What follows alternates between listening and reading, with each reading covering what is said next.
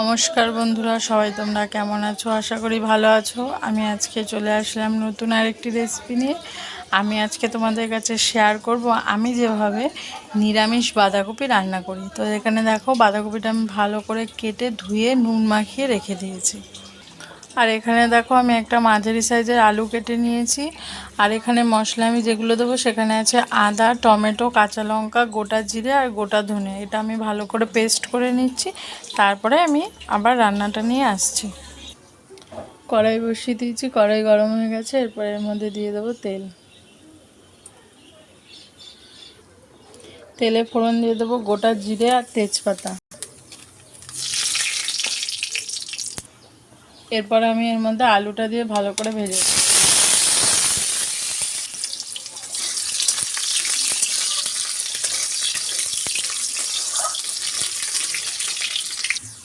আলুটা লাল লাল করে ভাজা হয়ে গেছে। এরপরে এর মধ্যে দিয়ে দেবো আগে থেকে বেটে রাখা সমস্ত মশলাগুলো।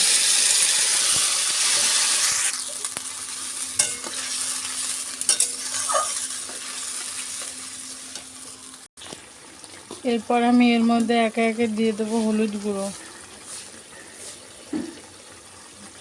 কাশ্মীরি লঙ্কার গুঁড়ো, স্বাদ মতন লবণ এবং সামান্য চিনি দিয়ে দেবো। দিয়ে মশলাটা ভালো করে আমি কষিয়ে নেব। আমি এর মধ্যে আগে থেকে কেটে রাখা বাঁধাকপিটা দিয়ে আরও আধা ঘন্টা মতন রান্না হতে দেবো।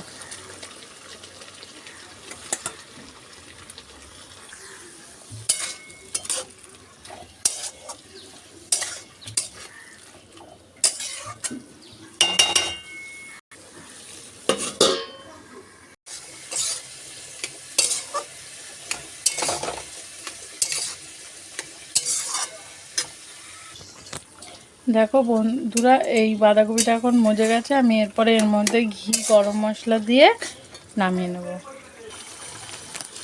এর মধ্যে আমি গরম মশলা দিয়ে দিলাম আর দিয়ে দেবো ঘি।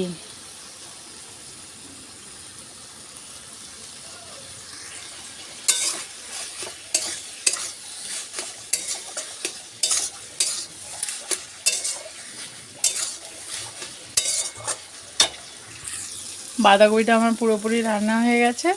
এই যে দেখো ফাইনাল লুক। যদি ভিডিওটি ভালো লেগে থাকে অবশ্যই একটি লাইক, কমেন্ট এবং একটা শেয়ার করে দিও। আর চ্যানেলটির পাশে থেকো।